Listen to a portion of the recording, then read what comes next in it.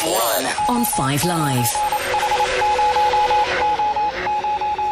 Good afternoon, welcome to live coverage of qualifying for the Austrian Grand Prix. F1's 9th race of the season sees us back in Europe at the Red Bull Ring, surrounded by the beautiful Styrian mountains that overlook this track, the shortest on the calendar. We're keeping the rain at bay for the time being, but a few ominous grey clouds are looming and slowly covering up the blue sky that we enjoyed earlier on in practice at the one and only practice session that our drivers have had, because it is a sprint weekend. So Friday afternoon now sees us straight into qualifying for Sunday's Grand Prix. So it is simply the case of whoever is the fastest at the end of this next hour of running will start Sunday's race from pole position. Going into this though, this is how the championship looks. Max Verstappen on a charge, 69 points the gap he has at the top of the standings to his teammate Sergio Perez. Then it's Fernando Alonso just 9 points behind Perez and catching Hamilton fourth, Sainz rounding out the top 5 in the drivers. Over in the constructors, having won every race so far, Red Bull Racing have a whopping 154-point gap over Mercedes, but it's a tight fight at the moment between Mercedes and Aston Martin in third. Just 13 points separate them, not to mention those further back in the field, just a couple of points separating the likes of Alfa Romeo, Haas, Williams and Alfa Tauri, who make up the rear end of the constructors battle. Getting set then for qualifying and guiding you through all the coverage is myself, Harry Benjamin, and very pleased to say alongside me is the former Williams driver, Jack Aitken. And Jack, well, we've had one practice session, limited running, but it was Verstappen on top again. Yep, and by a pretty commanding margin once you factor in that he was on the medium tyre compared to many of his rivals who were on the soft. So including, well, I say including, his teammate Checo was on the medium as well, but staggering half a second behind him, which, considering it's quite a short lap here at the Red Bull Ring, was no small achievement. Yeah, it is a really short track, shortest on the calendar, has the fewest corners, technically has 10 turns, but it's really more like 8 really, because a couple of them aren't really taken or even acknowledged in these Formula One cars, the speeds they carry. Corners for bikes. That's why we have to count them, if anyone's wondering. Yeah, 4.318 kilometres, 2.683 miles around this Red Bull Ring, of course. Originally, if we're going really far back, the Zeltweg Airfield Circuit before became more well known as the Österreich-Ring. Then Hermann Tilke revitalised this track in sort of 1995, 1996, and the A1 Ring was born before it took a little bit of a, well, it had several breaks from the calendar really before coming back, and has been a mainstay and used rather regularly on the F1 calendar, particularly during the COVID years where we had back-to-backs in the Styrian Grand Prix, of course, now known as the Red Bull Ring. And it really is Red Bull on a charge, and the Dutch fans are out in force. The grandstands are absolutely packed, and it is a sea of orange, Jack, and I think we're probably going to get a few flares that we normally see the Dutch fans bring to later on, especially if Max Verstappen does end up getting what could be his 26th pole position. One of them ended up on track, I think, earlier, I saw somewhere, so we're happy to see flares and enthusiasm, but please keep it, in the grandstands. They're a lively bunch, the Orange Army, but they're a mainstay of sports across the world, aren't they? And they always seem to be out in force for Verstappen, not just here at Red Bull Ring, but across many of the European circuits. So they're certainly going to be making some noise, and I dare say a rather safe bet for their man this weekend. Absolutely. Well, all the teams just sitting patiently in their garages, awaiting the call to head to the end of the pits. Now, do not adjust your radios. We are in Friday afternoon, and it is Grand Prix qualifying because it is a sprint race weekend. So that does basically jumble up the format a little bit, because Saturday's sprint race will be here, but it's no longer set. Well, it will no longer set the grid for Sunday's Grand Prix.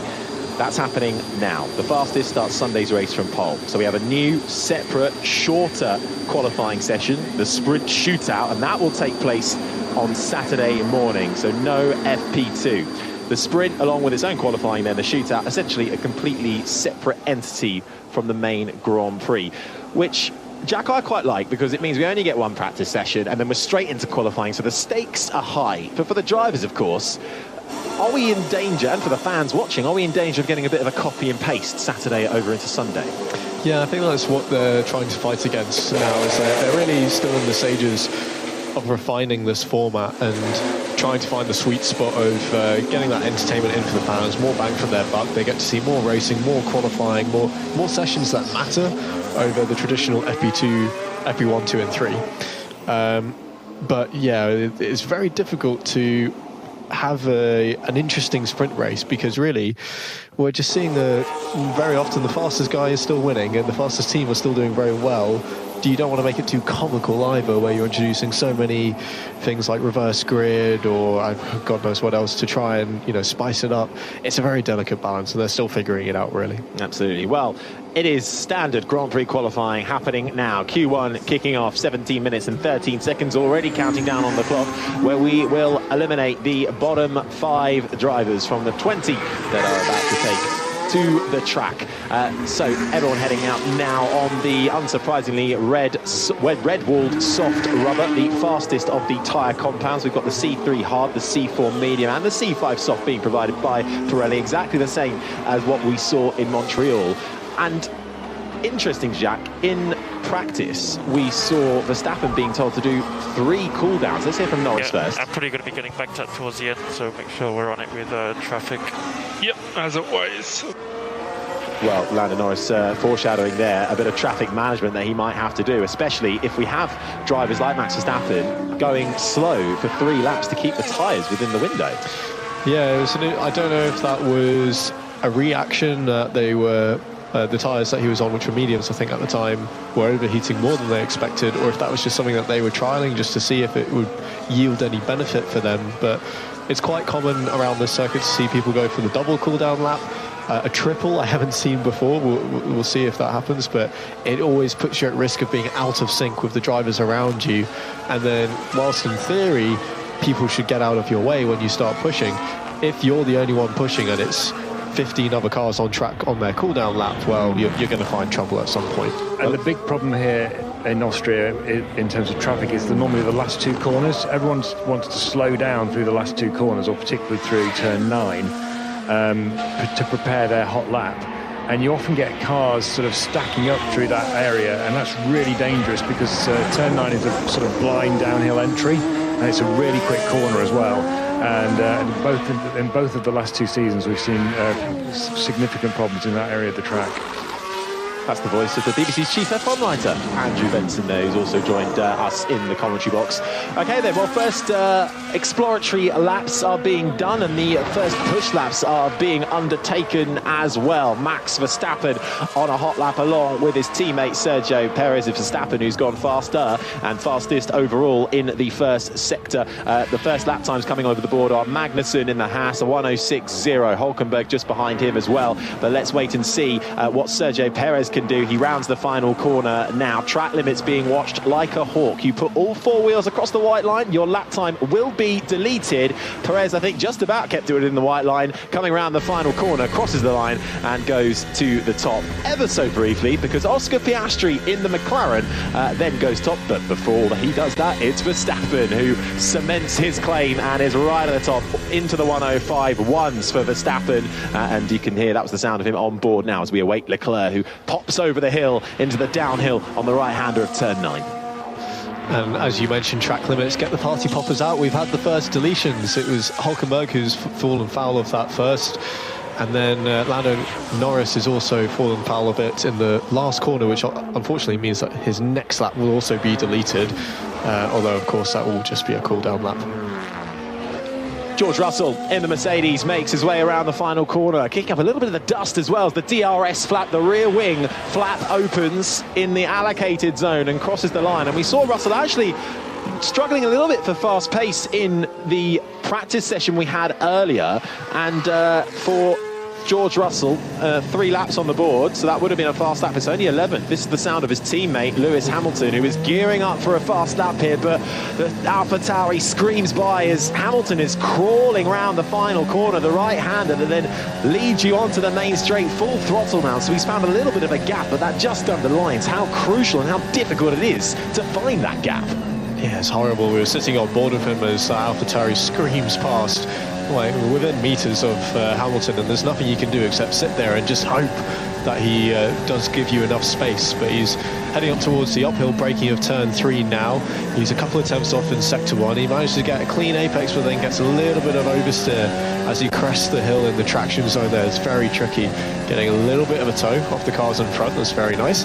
He'll appreciate that. Downhill into turn 4, get a little bit of curve at the apex to hook up the car. Again, he's struggling with the rear of that car on traction. Little slide, nothing majorly dramatic.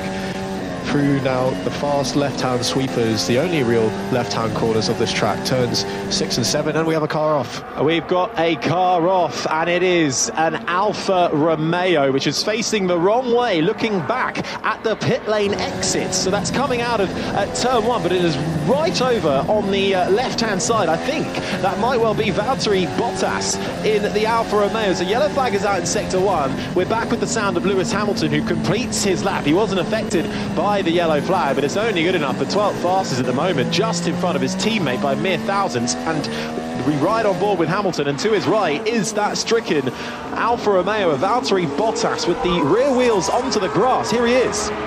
You restart, struggling into neutral. And that has brought out a red flag. So with 11 minutes and 49 seconds on the clock for Q1, the time stops because it's qualifying. Everybody must make their way back to the pits and into the garages. And the question is, can Bottas get that at all restarted? Let's see and hear what happened riding on board with the Alfa Romeo into turn 1. Yeah, just as you go through the apex of turn 1, the track tips up quite aggressively and then crests down as you go into the exit curb, and it makes it very difficult for the rear wheels to get purchase on the track. And as he went through the apex, rear started sliding. He tried to get on power and it just looped around on him and wasn't able to recover it in time. And yeah, from the sounds of his radio, was still stuck in 4th gear or whatever it would be and couldn't recover from that. This is the sound once again, slowed down, and he just completely loses the rear. Full steering lock, left hand down, and applies the brakes, and the tyres are surely going to be ruined after that as well. Andrew.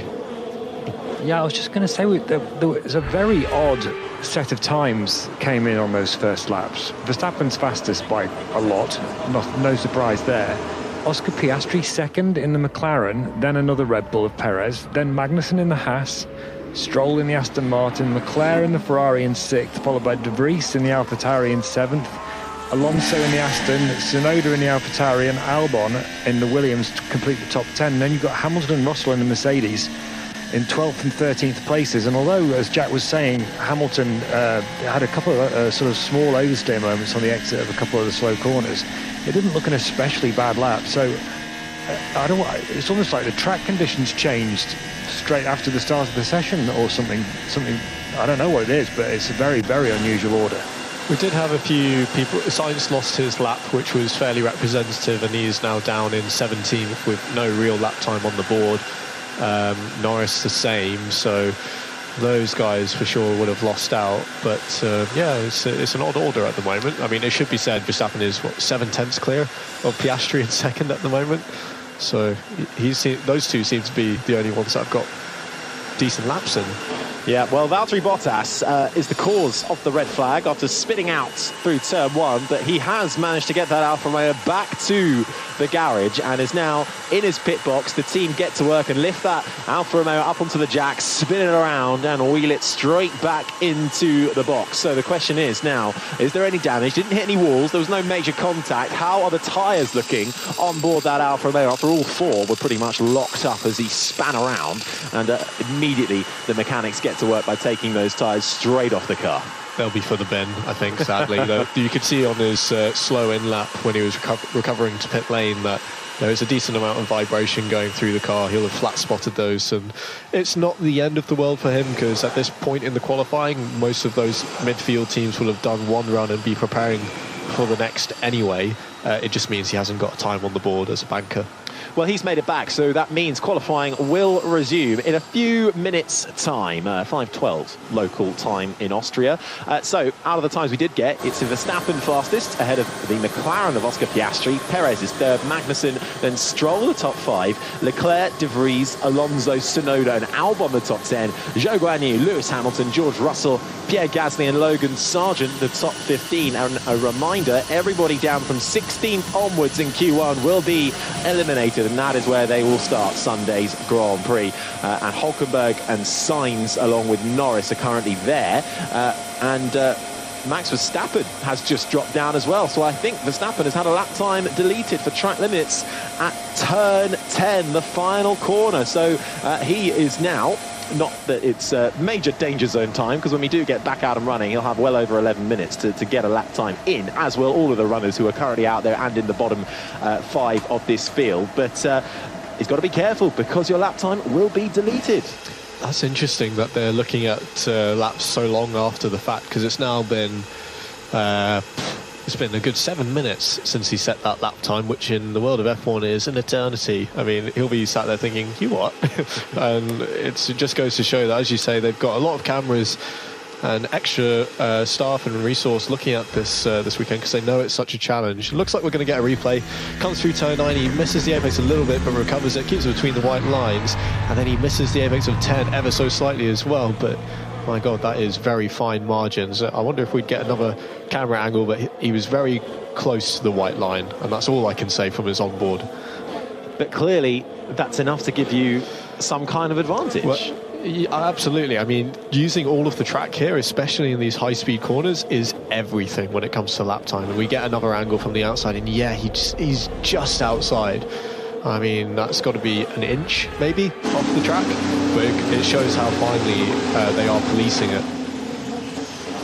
Well, before you know it, we are about to get back underway. This is the sound of Max Verstappen, who jutted a little bit in his Red Bull out of the Red Bull pit box, immediately followed by his teammate Sergio Perez. Charles Leclerc makes an appearance and has to get a little bit slowed. He got quite close to the wall, the pit wall, on peeling out of that garage there, but he trundles down to the end of the pits, and the green light should be coming on any minute now for 11 minutes and 49 seconds remaining, as the grey clouds start to come in a little bit more here in Spielberg, in the Styrian Mountains, the idyllic natural bowl, really, that we find this undulating Red Bull Ring track. And we are back underway in Q1, where the bottom 5 will be eliminated, and we are setting the grid for Sunday's Grand Prix. Oscar Piastri in the McLaren is currently fastest after Valtteri Bottas brought out an early red flag due to spinning around coming out of the exit at turn 1. They are still deleting lap times here. I mean, they're clearly on a bit of a mission. They've deleted a time for Gasly, deleted Hamilton's best lap, which actually, when we were riding along with him, I did think that looked over, but assumed he had passed the test, and within a couple of minutes they didn't do anything about it, but they've now deleted it. And there's a lap from Guan Yu Zhao as well. So yeah, this is something that is going to affect the teams, because you want that immediate feedback as a driver. Ideally, straight away, you want to be told that was track limits, and then you can recalibrate yourself as you're going around. It's not much use if it's been 5 minutes since, and they say, do you remember lap 6? Yeah, that was track limits at turn 10, and you're sat there thinking, when? But that's the thing, right? It's not automated. There's going to be in the stewards, in race control, they're going to have to be, especially a track like this, looking at every single driver and reviewing the CCTV footage, reviewing the live feed footage before they can make a judgment. So it's going to be at least 5 minutes before we get anything. The pole sitter in the Formula 3 qualifying that we had a little early on, along with Formula 2, but the F3 pole sitter had pole for about 5 minutes at the end of the session, and then his lap time was deleted and he lost it. It's the same here in Formula 1. Moral of the story: just stick to the rules, stick to the white line. How hard can it be? That's the question for you. How hard can it be? In case you couldn't catch that was intense sarcasm from a racing driver who knows that he cannot stick to white lines. It's very difficult. But anyway, we are back underway with some flying laps. The Williams of Albon currently on our screens as he goes up to set his, well, I was going to say first representative lap. He does have a lap on the board, but he's 6/10 off in P9 at the moment. And the Williams, I think, can do a little bit better than that so far. Yeah, Albon having a real strong showing certainly in the last race in Montreal, with a sterling drive to 7th in the Grand Prix, keeping a quartet of cars behind him in a newly upgraded Williams, and his teammate Logan Sargent now gets the upgrade as well. Albon makes his way through the final corner and he gets up into 4th, but we had an aerial shot of that and it certainly looked like all 4 wheels were across the white line coming out of turn 9. Place your bets in the commentary box now, everybody. everybody. And we've actually had a time reinstated for Gasly, which is interesting. Yeah, so Gasly gets his time reinstated, which puts him up into, 13th at the moment. Russell gets his Mercedes up into 5th. Alonso was briefly fastest. Lando Norris in an upgraded McLaren, part of McLaren's upgrades that they are bringing incrementally across the next couple of Grand Prix, goes fastest, but not before his old teammate Carlos Sainz, then the man who has the race lap record here, back when he was in the McLaren colours in 2020, momentarily fastest before that well-known name, once again, Max Verstappen at the Red Bull Ring, goes to the top of the times with just over 8 minutes remaining. It's Verstappen, Sainz, Leclerc, Norris and Alonso, the top 5. Hamilton, Piastri, Perez, Bottas and Zhou, the top 10. Russell, Magnussen, Albon, Stroll, Ocon, the top 15, and currently in the elimination zone, De Vries, Tsunoda, Gasly, Sargent and Nico Hülkenberg, who does not have a representative lap time on the board yet and is in the pit lane in his Haas. I was about to say something that's completely lost my mind, but anyway, Verstappen is purple in all 3 sectors, so stamping his authority on the session already. Just out of interest, looking back, Gasly's fastest time, I know he's down in P18, so it's not much. It has now been confirmed that it's reinstated. They were clearly reviewing that one. I don't know if they were just, if that was a split decision in the council or what, but shows that it is very much a human process here. Sargent now on his first flying lap, and he's just a 10th up on Ocon on that drop zone position of 15th, so not too bad. Gasly as well, looking to set a proper time now.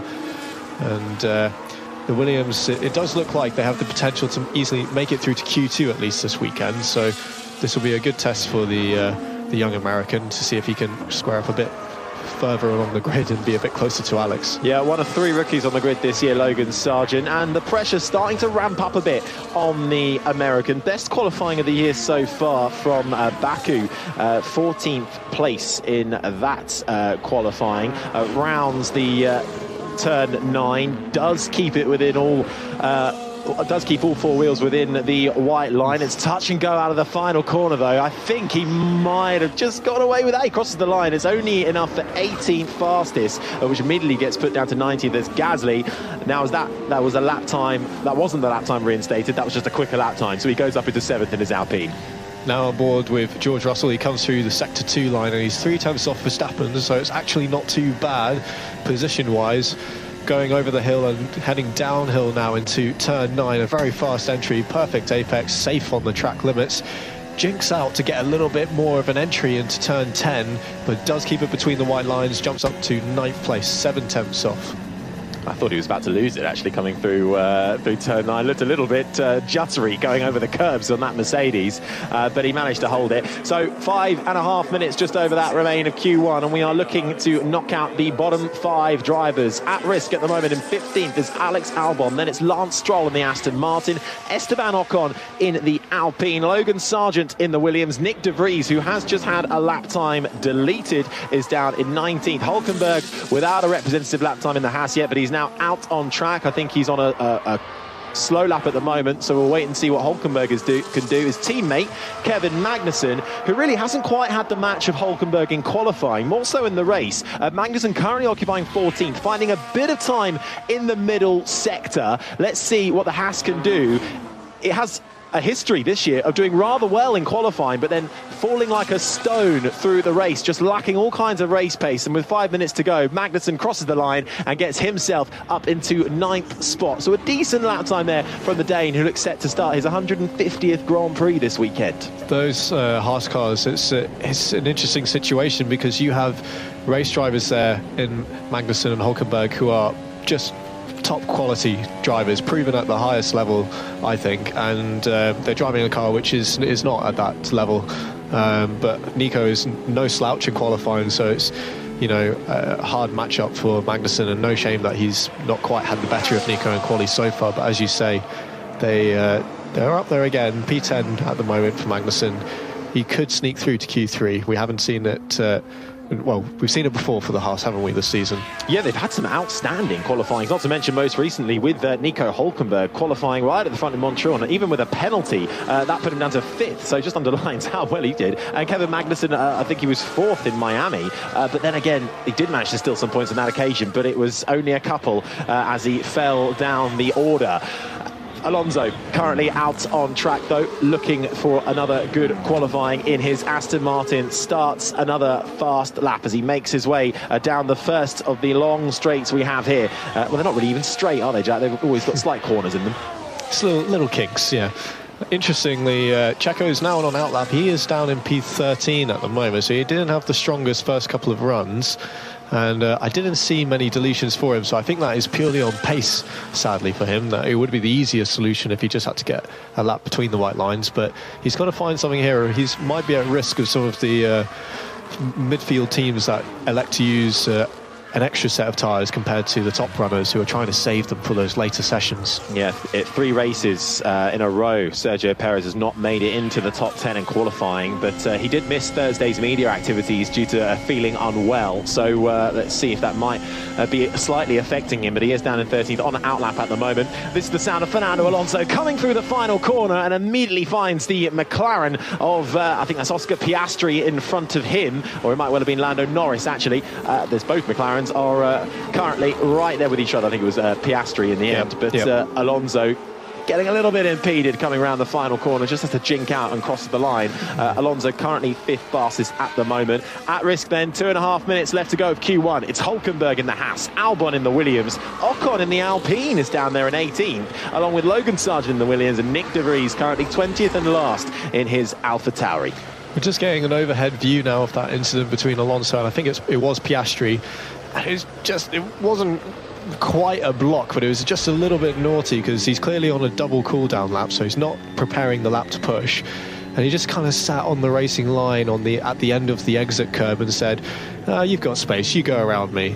And of course Fernando did, but just put him off a little bit, and you heard him go on throttle and back out of it again on the exit, so it would have lost a 10th there maybe. Well, it has actually been noted by the stewards, that incident involving Piastri and Alonso, for impeding, when actually we can see that way more often than we have done. So I think all the drivers have been playing fairly nice so far, especially when this is the time where we have every single car out on track, 20 cars, this being the sound of one of them. Sergio Perez round the final corner, keeps it well and truly within the lines, DRS open, and that's a bit more like it from Sergio Perez, who gets his Red Bull up into second, mere thousandths of a second between himself and Max Verstappen. It's a Red Bull 1-2 currently at the end of Q1 with a minute or so left, still awaiting to see who we will lose. We are setting the grid at the moment for Sunday's Grand Prix, and from 16th place downwards are currently fighting to get through into the top 15. At risk, Hülkenberg, Magnussen, Albon, Ocon, Sargent and De Vries. This is the sound of the Williams of Alex Albon, who is on a personal best in Sector 1. Getting another little slide from the rear, just like Hamilton did on the exit of turn 3 there, but it's still a green Sector 1. Takes a nibble of curb at the apex of 4, using all the track on the exit. Doesn't look like a bad lap, but it's not scintillating so far. He's going to have to find a little bit more to be safe from that elimination zone. See what he does across the Sector 2 line, and he's just over a 10th up from Hülkenberg in P15.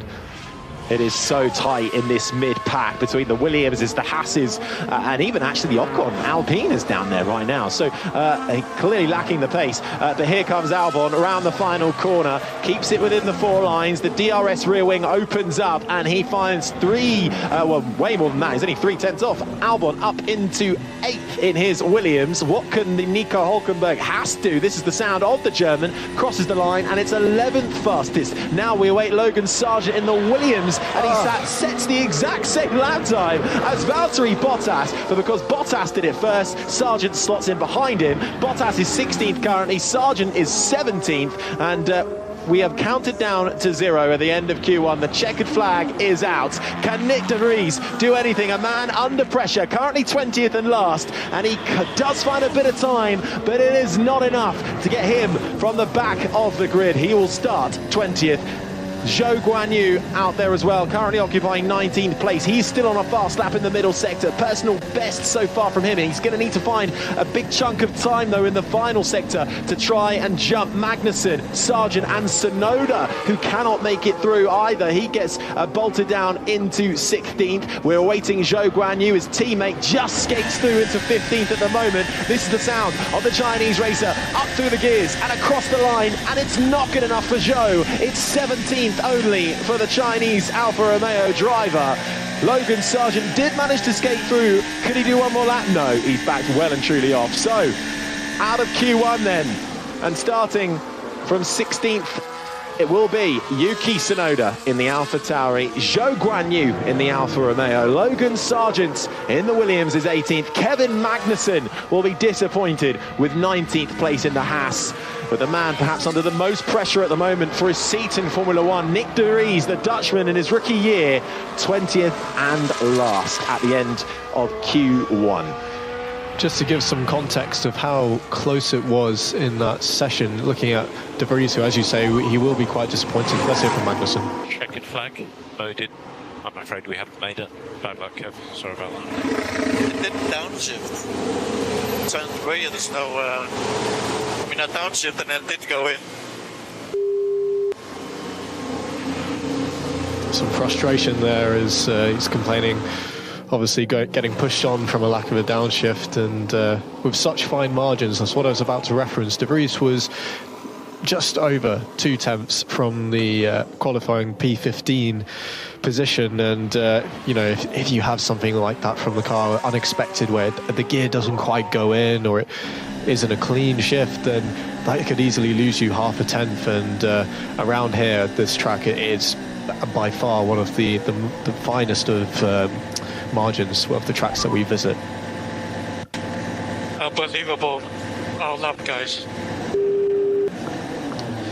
And that was Zhou Guanyu, and you can hear the disappointment in his voice. 6th Q1 elimination in the last 8 races for him. And just to underline how tight it is, all drivers are recovered by just over 8.5 tenths of a second in Q1. That's the closest ever margin in the history of how we've run this qualifying format. And the first time it's actually been less than a second. So it is really tight in the midfield. And even, I think, 2.5 tenths is it that signs it's back from Verstappen. I know it's only Q1, so it's only going to get faster. Red Bull probably aren't showing their hand yet. But that's encouraging signs, at least for Q1. But for those who didn't make it, like Sargent, disappointment. I'm sorry, that's everything. It wasn't a bad lap. Oh man, I left too much in the last corner. Yeah, and that's the difficult thing when it's been such a big topic this weekend already. I say this weekend in the one session that we've had so far. It weighs heavily on you as you're going through those fast sweepers to end the lap. You just know that if you put a wheel over, even by the tiniest of margins, then you're going to lose that lap, and it could be disastrous. And Logan there frustrated because he left a bit too much. Have to say that purple sector 3 that we saw at the end from Checo on that which was a very strong lap, he left a good half a car's width to the exit of the final corner, which shows it can be done. But in years past, when the track limit debate wasn't quite so hot, drivers became used to just putting a wheel over and using that red and white curb as their reference. Well, that is the end of this first session of qualifying. Q1 done and dusted, and the grandstands absolutely packed. And Tsunoda out, Zhou Guanyu out, Logan Sargent out, Kevin Magnussen out, Nick de Vries and out. So Magnussen out in Q1 for the third time in the last few races, and they will have a lot of work to do in the race. But of course that isn't till Sunday, because we'll get the sprint shootout and the sprint race before all of that on Saturday. Now the next session, Q2, will be getting underway imminently as the Red Bulls are first up and queuing at the end of the pit lane, with still 2 minutes or so before we get started again. And this time we're looking at who can make it into the top 10. So from 11th to 15th we will lose before we get ready for this Q2 session. We're just getting some whispers of rain around the track, so the Red Bull's clearly not willing to take any risk and jumping out ahead, and they are willing to sacrifice the temperature in the tyre that you lose when you take them out of the blankets early, so crucial in the sport. They're clearly not that bothered about that, and much more worried about the potential risk of getting caught out with a shower halfway through the session or some such. So taking a safe approach, let's say. Yeah, well, it is getting a little bit grayer, and the packed grandstand certainly don't want to see any rain come down there. It is a sea of orange, making the journey from the Netherlands. I think it's about an hour and a half flight from Amsterdam to well, I'm not entirely sure where you'd fly into for Austria from there. But Vienna. Would it be Vienna? From Amsterdam to Vienna? It's quite a drive from Vienna to Red Bull Ring. Yeah. What, 2 hours? I've made the trip a few times. Oh, right, okay. Well, we wouldn't do it again? No? No, I'd do it again. I'm just, you feel like there should be an airport closer than 2 hours from a track. Anyway, I think there is one, isn't it? But it's either a Red Bull owned one or it's a private. It's a private one. I definitely didn't have access to that. No, I didn't. Do they not know who you are, Jack Aiken? Honestly, clearly not. Outrageous. I know. Right then, well, we are hearing that some of the drivers are also a bit concerned about the rain. Verstappen on the radio, asking, how's the radar looking? Being told it's all okay with just 5 seconds and counting down until we get underway for Q2 then. And Oscar Piastri in his garage, Max Verstappen in his garage, just keeping cool, calm and collected as the mechanics surround the car with the tyre blankets covering the Pirelli rubber to be removed at the last possible minutes, and they're all sitting and looking at the man at the front of the garage who will usher them out, and away they go. Green flag, green lights at the end of the pit lane, and we are back underway. 14.5 minutes then of this Q2 session to get into the top 10 shootout. Verstappen, Perez, Sainz, Leclerc, Norris all file out along with Alonso and Stroll straight out of the pits, and they don't want to waste any time. Now we are in the mountains here, the Styrian Mountains, so the cloud can get quite low, and suddenly it looks very, very misty, and that could bring a little bit of rain and precipitation in the air as well. But around here, when you are in the mountains, the weather changes very quickly indeed. So better to get your lap time in, I imagine, as soon as possible, not only because of the weather worry, but also because of the track limits worry. Yeah, no, I mean, from Max's position, I can completely understand the only thing that can take pole away from him today is bad luck or some kind of mismanagement from the team's side, or of course a mistake from Max, but he's been pretty good at avoiding those so far. So yeah, it's the far lesser evil for him to go out a bit early, be at the head of the queue, a little bit colder tyres, but just get that banker in and make sure that everything's all right. Whereas some of the midfield teams or guys that are not quite in the fight for pole, they'll be happy to take that risk, keep as much tyre temperature as they can, get the perfect preparation and gamble a little bit. Well, straight away then for his first hot lap is Max Verstappen into the uphill braking of turn one, and bottoms out slightly, sparks fly from the rear end of that Red Bull. The DRS rear wing flap is open to increase the speed in a straight line for the Dutch champion, and it's fastest in the first sector, but actually his teammate who is following him has eclipsed him in the first sector. Sergio Perez goes purple. Now these are the opening laps, so it's only going to get quicker, you imagine. But right now, Perez having the upper hand against his teammate Verstappen. It's a fine margin, though, less than a tenth between them. But as you say, in the favour of Checo, so we have to see that. They're making their way towards the Sector 2 line now, so we'll get a taste of the difference there. So 45.4 at the line for Verstappen and a 45.4 for Perez, almost to the 100th the same. So really going at it, the two Red Bulls. Max dives into the last two corners, a puff of smoke from the Red Bull as it bottoms out on those curves. And was he outside of the track limits on the last corner? If not, it was very close. 104.9 as he goes purple in Sector 3. Checo comes up to the line, and he's less than a tenth behind. Oh, it was so close though. Sergio Perez looking like he had the better final sector, but had a bit of a wobble, I think, coming through 9 and 10. Didn't quite carry as much speed as Max Verstappen.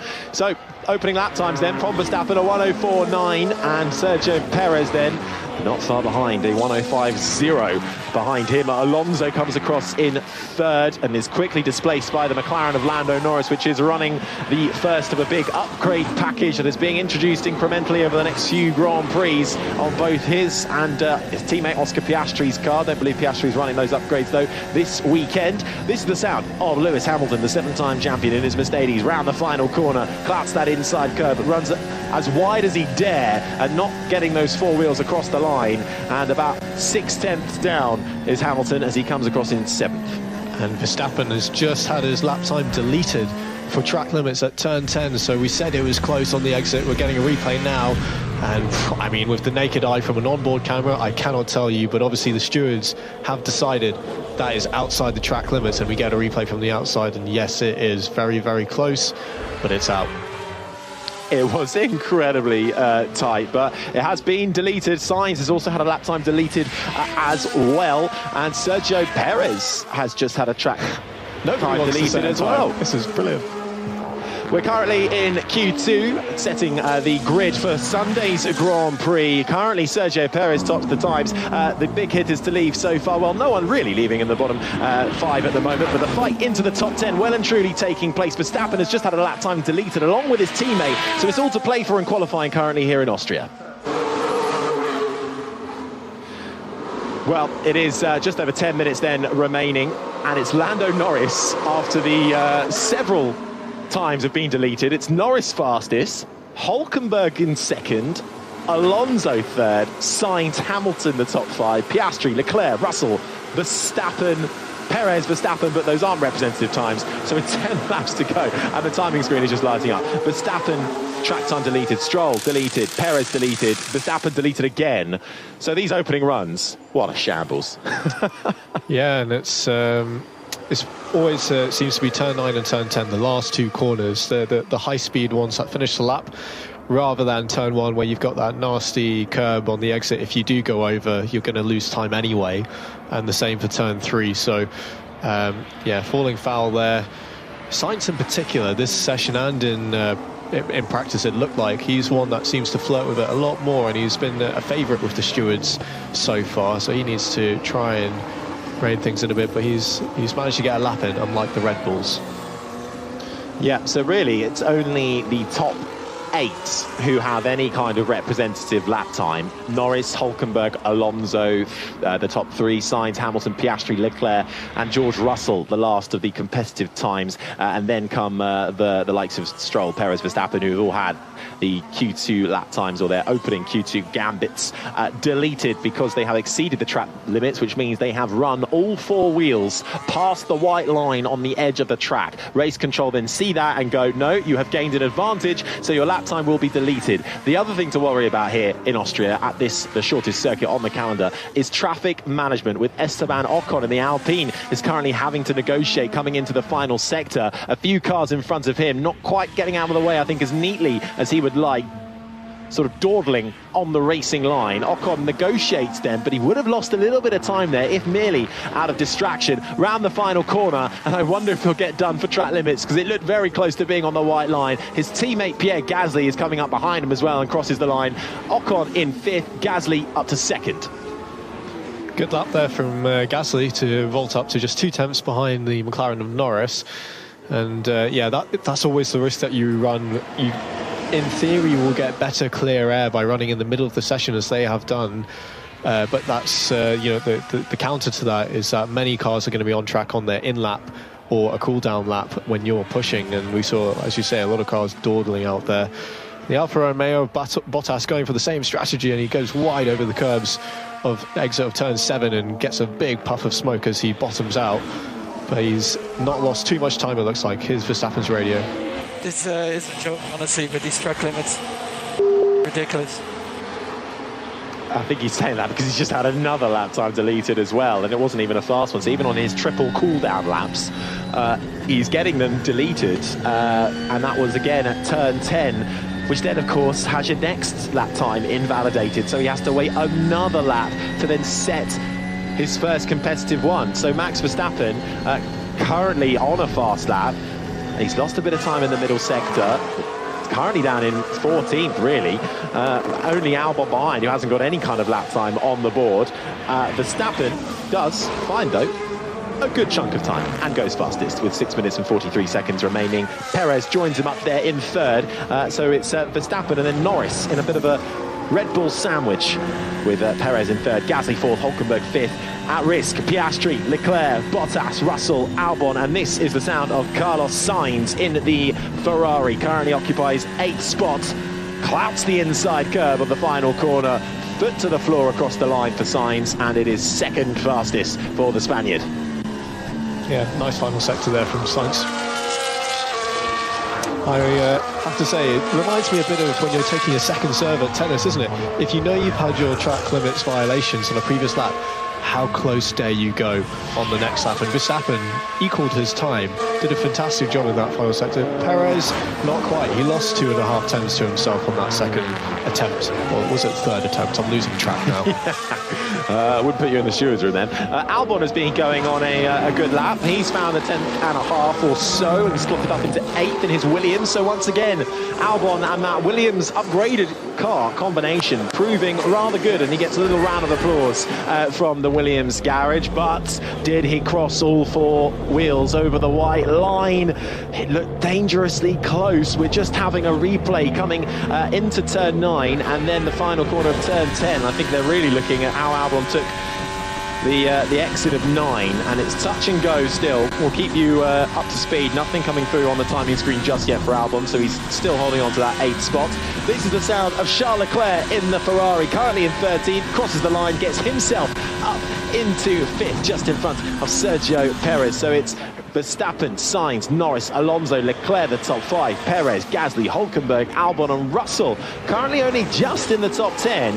At risk, Russell, who now gets put down into 11th because Hamilton has just come through and up into 5th. So it's Russell, Ocon, Stroll, Piastri and Bottas, all at risk at the moment of elimination. We are looking to lose the bottom 5 from this session, so it really is a fight to get into the top 10 to fight it out in Q3. 4.5 minutes left then of this Q2 session. Alonso has had his best lap time deleted, which drops him from, I think it was 3rd or so, down to P9, and he's in the pit lane now preparing for his final run. So he's at risk at the moment as well for that final set of runs. Now, George Russell has fallen into 11th, so he is at risk of elimination right now. Lewis Hamilton is currently up in 5th. A 105.1 for Hamilton and a 105.4 for Russell. Scrap everything because Sergio Perez has just had a lap time deleted. So Russell now into the top 10, but only just mere thousandths between him and Esteban Ocon. So the pressure now on Red Bull Sergio Perez to get a lap time in with just over 3.5 minutes on the clock. The engineers are working furiously down in all of the garages, really, because you just don't know when you might suddenly see on the timing screen lap time deleted. That's bad for Perez. He needed a banker lap. That's why they stayed out and did those laps. And Max managed to get one in. We were saying that Perez didn't look quite as confident on that lap as Max and lost a few tenths, but at least he had the lap. Well, no, he didn't. He's had to, scrap all of that and go straight out again. He's one of the first on track, it looks like, for this final set of runs. On board now with Alonso, going through turn 9, and just outside on the exit of the that fast right-hander before he dives into turn 10, where he also looked like he was flirting with the edge. So that was where his lap time deletion was from. Now looking at on board with Perez, and was it the entry of turn 9 that he lost that lap to? Turn 10, sorry, entry of turn 10. Yeah, because he was safe on the exit, but didn't take into account the entry. My God. Yeah, that was quite a bad mistake, that one. He just steered off the track, basically, didn't he, before he turned in? Yeah, what you would call an unforced error, I think. Well, he is back out there, Sergio Perez, on an outlap right now, so it'll be a minute or so before we see what he's got. Let's hear what he has to say, though. Just need to get that banker in. And that actually is really telling from the engineers and the team, because they shouldn't really be needing to tell Sergio Perez that at this stage in Q2. He should have already got that in, and as Andrew pointed out, it was just the smallest of mistakes that shouldn't have happened.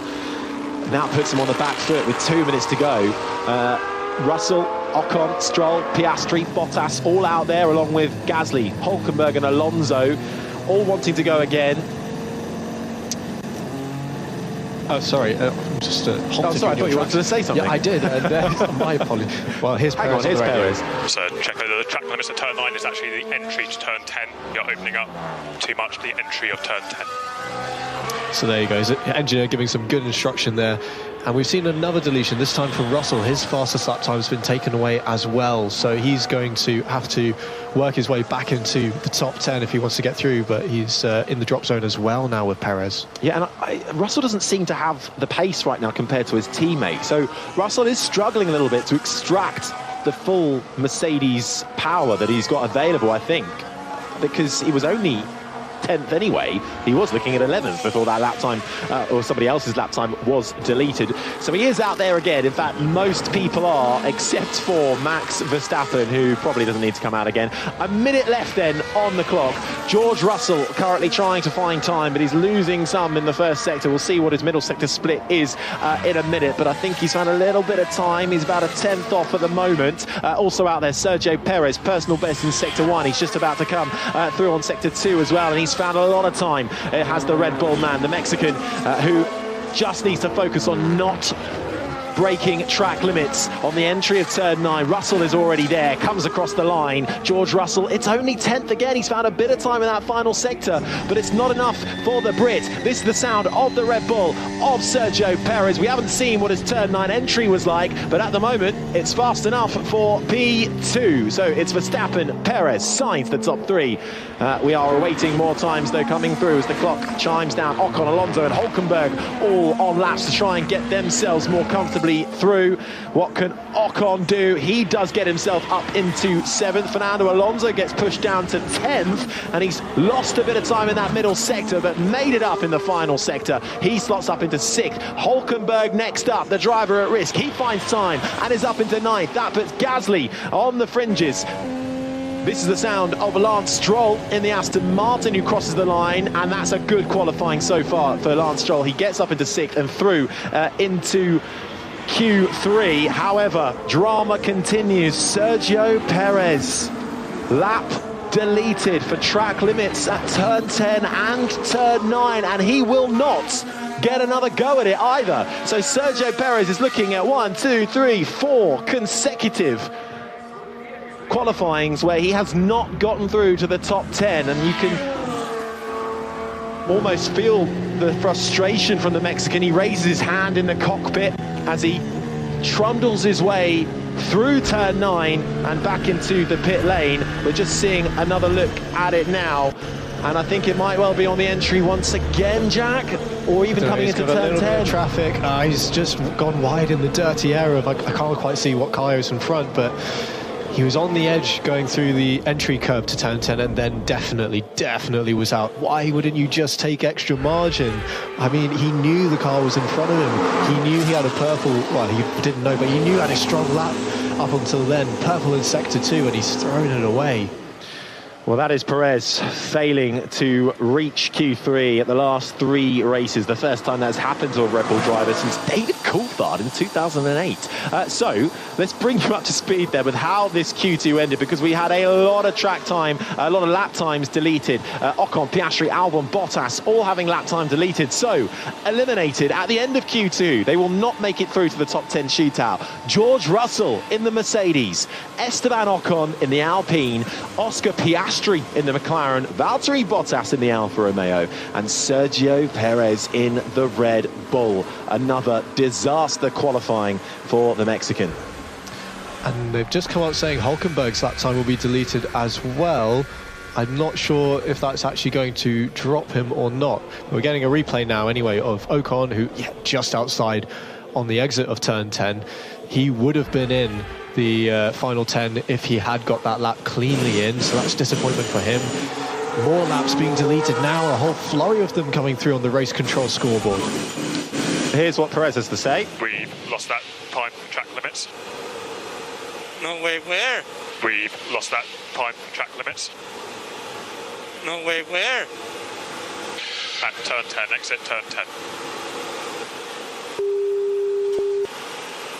Can we go again? That's the checkered flag. I mean, what the joke with the track times, with the track limits? He couldn't believe it, so he had to say it twice.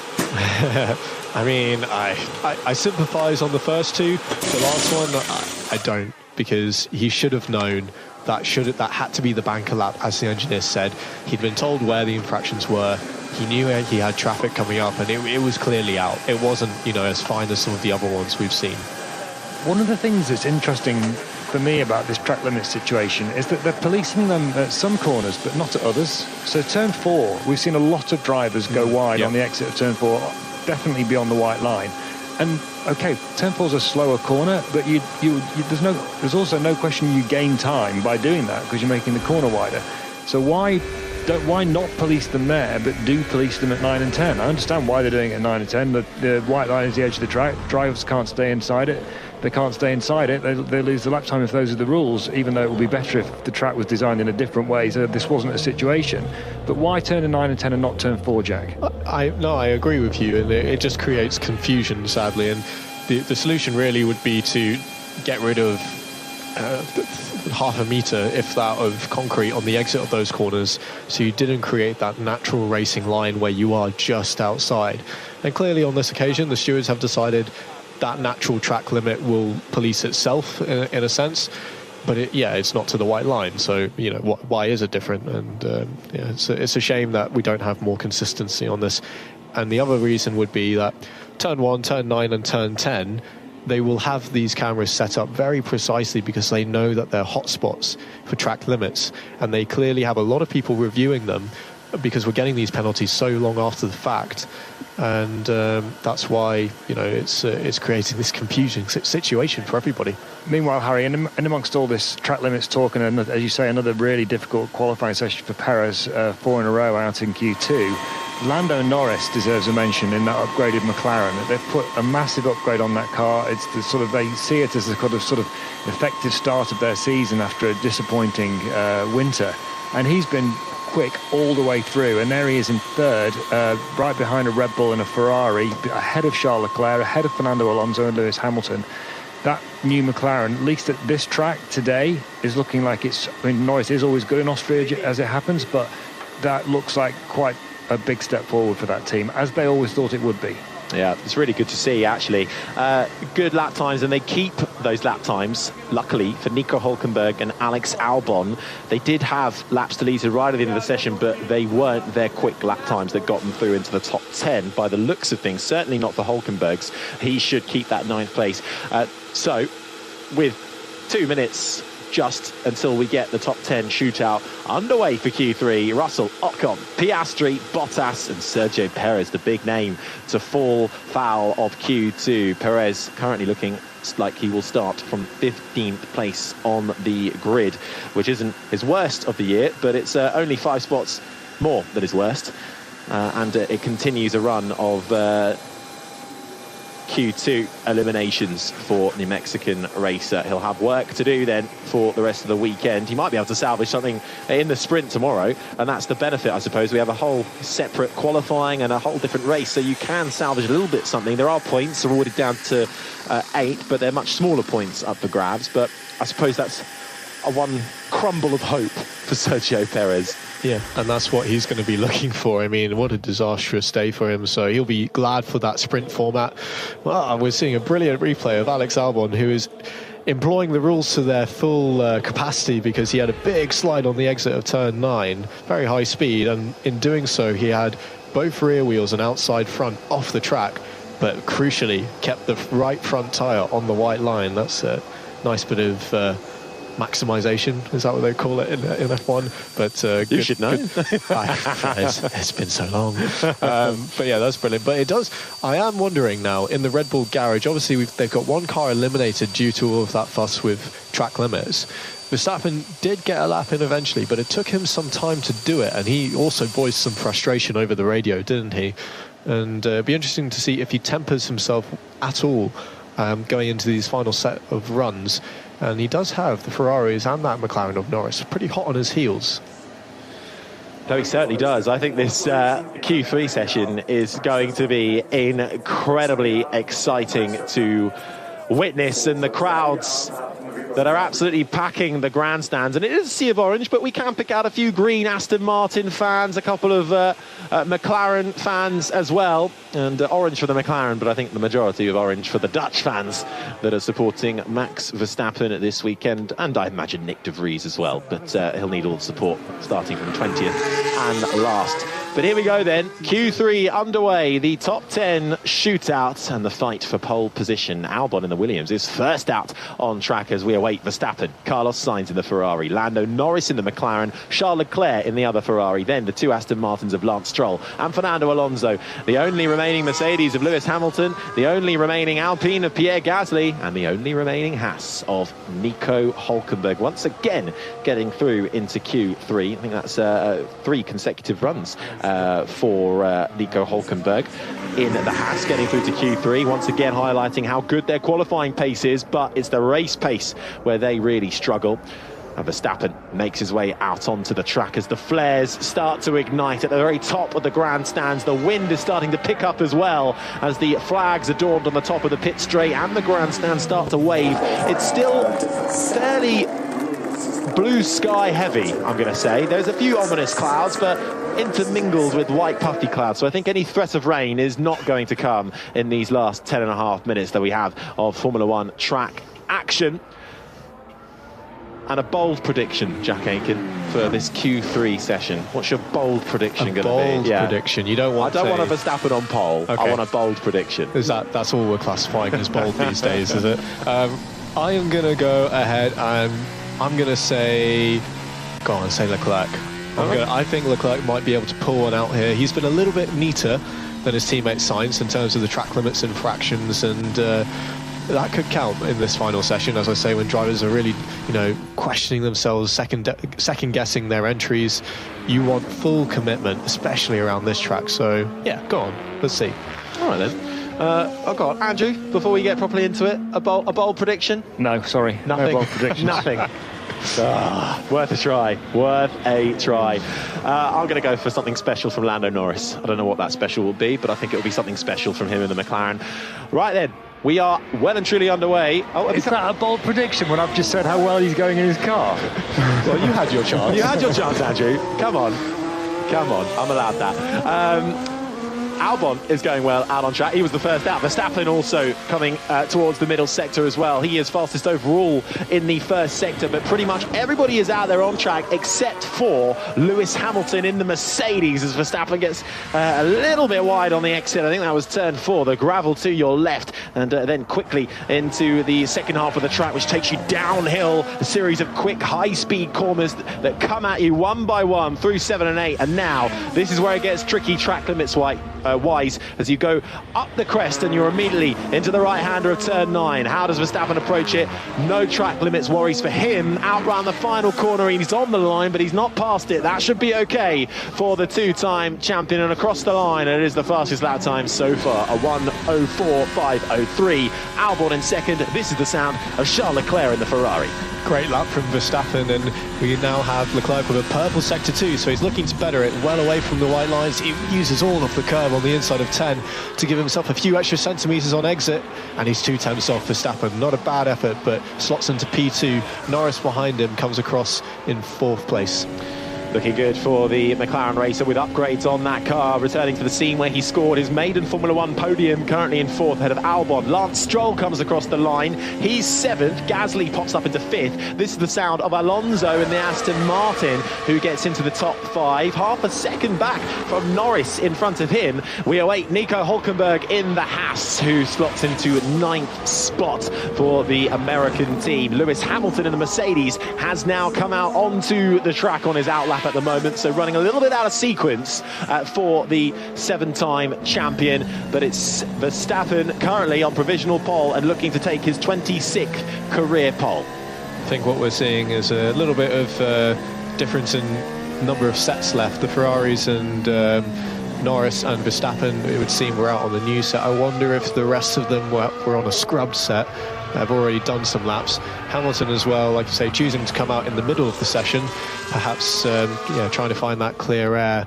But let's see what he can do as the others start to box. Yeah, just to confirm there, Jack, Norris, Alonso, Gasly, Albon, Stroll, Hulkenberg, all on used tyres. Well, that's a very good lap time from Norris then. Really good lap time, just under half a second back from Max Verstappen. So then it's Leclerc is currently second, 2 tenths back.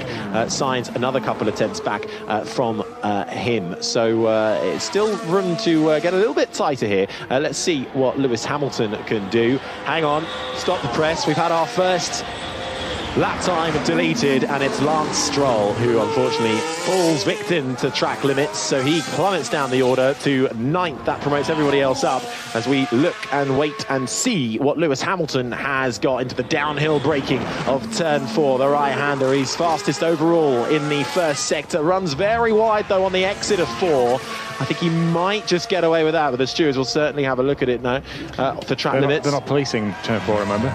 Are they just completely not doing anything? Yeah, that's right. Seems so, and he's lost time anyway, so he might have had to back out of the throttle, so close was he to the gravel there. But 3 tenths down across the sector 2 line, he's still got some room to make up time through turns 9 and 10, and he's clean through turn 9, clean through turn 10, he says uncertainly, but across the line, and that puts Hamilton P5, half a second off.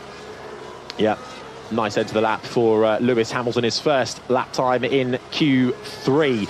With just over 5.5 minutes to go then, as the Mercedes garage, Toto Wolff, the team principal, watches on. Jerome D'Ambrosio being brought in, the former Formula 1 driver and Formula E driver, being brought in to almost replace James Vowles and head up the Mercedes Junior Driver Programme. Watching on intently on the screen garages. Now Lance Stroll, so far, the only man to have a lap time deleted. This is the sound of the Canadian's Aston Martin coming into 9, and that's clear cut, runs out wide straight away, all 4 wheels across the white line, and that is lap time deleted. He's 5 through 10, but 9 is where the damage was done. I love that we're now calling about 20 centimetres clear cut. Easy decision. That was well out. What was he doing? Yeah, it was just unbelievable how hard these guys are having to work to stay between the white lines. But yeah, relatively an easy one for the stewards there. But clearly, the likes of Verstappen especially have learned and seen from Q2. Because even though we berated Perez for having many a time and each one was deleted, Verstappen still had it as well. He didn't quite get a banker lap straight away, had a couple of lap time deletions, and so far nothing has come through on the timing screen. So Verstappen's 1:04.5 holds. Albon is now back on track, the only driver to be on the track, so running out of sequence as well. Finds a lovely bit of time in sector 1. Let's see how he does in this middle sector for Alex Albon in the Williams with the new upgrades. He's struggling a little bit for grip as he went through turn 3. He was opening it up on the entry curve and losing the rear ever so slightly as he went through the corner, but not disastrous, just not quite as clean as we've seen from the likes of the Red Bulls and the Mercedes through the sector 2 line, and he's half a second off, so already dropped quite a bit of time off all the way across the curbs on the exit of 7, and as he heads down towards turn 9, steals himself for the high-speed corner, and wow, is he just across the line on the exit of turn 9 there? It's hard to see. The stewards will have a look, I'm sure, and across the line it's a 105.3 P6, 8 tenths off.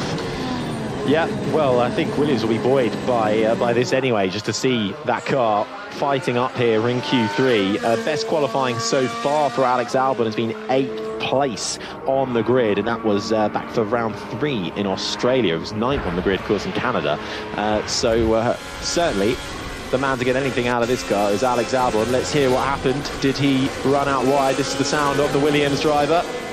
And they have deleted that time, unfortunately, for Alex, so he's going to have to go again. He does have time, but it's not going to be ideal for those soft tyres. You really want to get the lap done on your first attempt, because even with a cool down, you're not going to get those operating temperatures all the way back down, and you've lost some of that rubbery goodness from the top surface of the tyre where you get the best performance. 2.5 minutes then left of Q3, and the search for the top 10 and who will start Sunday's Grand Prix from pole position. They all file out of the pits now. Verstappen, Leclerc, Sainz, Norris, all out there. Alonso and Albon, Hulkenberg, Stroll too. So The Pierre Gasly Alpine, though, is absolutely crawling out of the pit lane, but I think he was probably just biding a little bit of time and finding himself space on track there, Jack. Yeah, just I don't know if he's even bothering to fake it. Maybe like, oh no, I can't get a gear. Look, oh great, I have 30 seconds of clean air. What a coincidence. You're technically not allowed to do that in pit lane, driving slowly on purpose, but yeah, they tend to turn a blind eye to that in the qualifying, as long as you're not endangering anybody, because these guys are all looking for their own piece of track. And as Andrew said earlier on, there does tend to be a accordion effect as you get into the last sector of the lap, as people really slow down and try to get their own bit of clean air. Well, we know where race control are looking at. They're looking at turns 9 and 10 mainly, so probably get away with that one. Right then, final dashes across the line. Max Verstappen begins a flyer through turn 1. He goes DRS, the rear wing flap slides open down the second straight we have here, uphill into turn 3. Sparks fly, and he's now at the highest point of this circuit, a 69-meter elevation between the lowest and the highest point, and now makes his way once again in the DRS zone now to the downhill braking of turn 4, and it's fastest overall in the first sector. And he looked like he got in a little bit hot to turn 3 just at the start of sector 2, but managed to recover it all and get it somewhat online on the exit. He's gone through the sector 2 line. It's not purple, but it is a personal best. He's less than a 10th up on himself, but he's still looking good here, heading towards the treacherous 9 and 10, all the way across the entry curve. There's a big wiggle on the entry from his Red Bull, but he manages to keep it together across the turn 10 exit curve, and he looks like he's safe there. A 104.39, so he extends his lead in P1 by just over a 10th. Round of applause from the Red Bull garage as Max Verstappen increases his lap time. A 104.3, currently has provisional pole position. This is the sound of Carlos Sainz in the Ferrari. Leclerc is currently in second. The checkered flag has come out, so Sainz round the final corner, keeps it within all 4 lines. What can the Spaniard do when he crosses the line? It's second for the Ferrari, but Leclerc is going quick as well. Norris gets up to third in the McLaren. Here comes Charles Leclerc down the hill into the fast right-hander of 9, keeps it within the white lines. Turn 10, one more corner to go for the Monegasque racer. What can Leclerc do across the line? And it's second for the Ferrari driver. Third for Sainz. Norris currently occupying in 4th. What could Lewis Hamilton do as he crosses the line? It's 5th for the Mercedes driver, and I don't think anybody else is going any time quicker as the flares start to explode. The sea of orange from the grandstands erupts across this Red Bull ring, and it is a Red Bull. It is Max Verstappen, your championship leader, who takes his 26th career pole and will start Sunday's Austrian Grand Prix from pole position in front of the 2 Ferraris, Leclerc and Sainz. Lando Norris with a sensational effort in 4th. Well done, Max. Pole position, mate. Not too bad. Yeah, good one. Nice. Yeah, well done, mate. It looked like Charles took a little bit more risk in the last couple of turns as well, so well done. I'll say, I hope we get a replay at some stage of those final corners from Leclerc, because my God, he was absolutely ragging that Ferrari. The rear end was out. He was as wide as you could get on the early part of those exit curbs, and just managing to keep it on the white line, fighting it all the way. So it's a brilliant bit of driving, and a shame that he couldn't quite topple Verstappen, but a good effort nonetheless. A really good effort. Hamilton took the line in 5th, Stroll 6th, ahead of Fernando Alonso in the Aston Martin, so 6th and 7th for those two. Nico Hülkenberg in 8th, ahead of the Alpine of Pierre Gasly in 9th, and Alex Albon rounds out the top 10. That, bar any penalties, is how they will start Sunday's Grand Prix. But the photographers are out in full force as the top 3 drivers pull into Parc Fermé. Max Verstappen clambers out of his Red Bull car, stands at top and immediately celebrates with his team as the 2 Ferrari drivers surround the Red Bull and make their way out of their car. They'll be buoyed by that off the back of both cars starting out of the top 10 last time out in Montreal. Leclerc puts his steering wheel back into his car and has a little look, puts the belt in and a cheeky wink at the camera and makes his way to the FIA steward to be weighed. Verstappen just before him, and Sainz following on as well. That will be your top three for the Austrian Grand Prix, which will take place on Sunday. Tomorrow, bit of a standalone event. We'll have the sprint shootout, which will set the grid for the sprint qualifying. Well, that was exciting, Jack, wasn't it? Yeah, I've got another special mention. Lance Stroll has out-qualified Fernando Alonso, and he put a lap in. At one stage, it was P3 on the timing board, but overshadowed then by all of the others coming across the line. But still a very good effort in P6. Yeah, a really good effort there from Lance Stroll. Is that the first time that he has out-qualified Fernando? We will answer that question shortly. He did it in Spain when Alonso went off.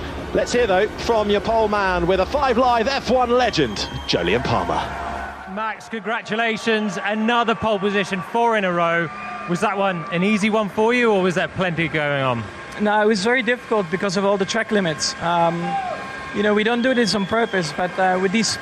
Thank you for choosing to listen to BBC Radio on the internet. Unfortunately, the current programme on this station is unavailable. This is either due to contractual reasons or a temporary technical fault. Please try again later. Thank you for choosing to listen to BBC Radio on the internet. Unfortunately, the current... So, very happy with, of course, being on pole, but it's still a very long weekend ahead as well. Yeah, your teammate actually really suffered with track limits 3 times with laps taken away in Q2.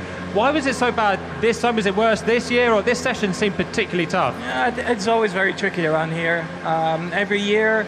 And, the cars are big, they're heavy, but, just to judge it on a line this wide with these speeds is incredibly hard.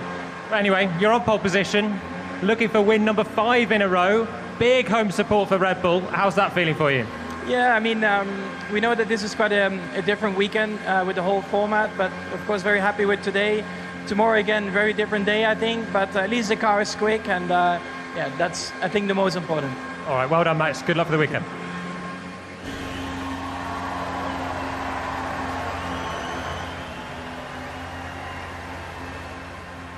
Charles, what a lap. That was Flair at his best right at the end there. Was it heart in mouth? It feels good to finally have a clean qualifying again, and to be on the front row, back on the front row. The feeling has been a bit better in the last 3 races, and then in Q1, Q2 it was all about building up to that lap in Q3, and then I managed to put everything that I wanted in the last lap of Q3, very close to Max. Not enough today, but overall I don't think we expected to be so close to the Red Bull, so it's a good step forward.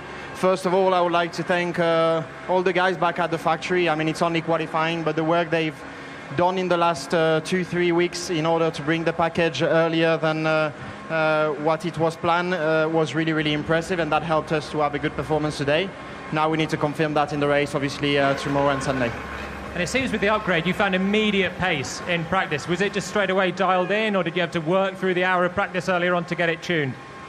No, it was already feeling quite okay in practice, very difficult to understand, and also everybody is so close. So it was very tricky. It was all about putting everything together, and we did it today, so happy.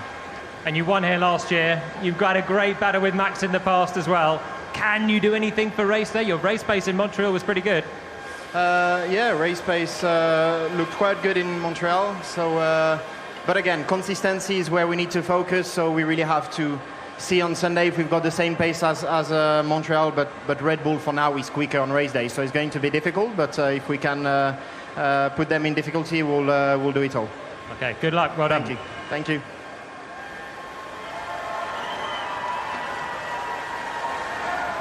Carlos, great job. Up in the top 3 again. 2 Ferraris in the top 3. How was the lap out there? It was good. I think we had a strong quali as a team, and definitely felt like we made some progress recently. Closer to Max also maybe than expected through that qualifying. So overall, we need to be quite happy. And what's the mindset now? This is setting the grid for the Grand Prix on Sunday. Tomorrow's a brand new day. There could be some wet weather in play as well. Do you focus straight away on trying to improve something for tomorrow's qualifying? No, I think we have still a lot of weekend ahead of us. at least for today, we put ourselves in a good position for Sunday to try and get a podium with both cars. And yeah, I think tomorrow will be a different day with different forecasts, different track conditions. So it could also be a very different picture, and we just need to stay focused.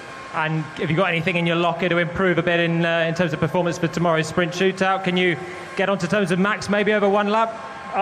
Obviously, we are in Parc Fermé, so it's not like we can improve the car a lot from today to tomorrow, but we will look into the smallest details and into the smallest things to see if we can pick up a tenth or two from today to tomorrow. But as I said, I think the conditions tomorrow are going to be anyway very, very different. Yeah, well done, Carlos, on a very good day for Ferrari. Thank you. Yeah, thank you. Oh, he's pretty good behind the mic, is that Jolyon Palmer. But those are your top three for Sunday's Grand Prix. Max Verstappen will start from pole position in front of Charles Leclerc and Carlos Sainz. Lando Norris fourth, Hamilton the top 5, Stroll, Alonso, Hulkenberg, Gasly, Albon the top 10, Russell, Ocon, Piastri, Bottas, Perez the top 15, Tsunoda, Zhou Guanyu, Logan Sargent, Kevin Magnussen and Nick De Vries will start 20th in last. Although we switch focus for tomorrow, it's sprint day, and we will get going with the sprint shootout, which will set the grid for the sprint race in the afternoon. So you can join us for that on the BBC Sport website and app, and you can keep up to date with everything in the meantime across the BBC Sport website. My thanks to Andrew Benson and Jack Aitken alongside me for this session. We will be back for the sprint shootout 10:55 Saturday morning. We'll hope to see you then. This has been an IMG production for BBC Radio 5 Live.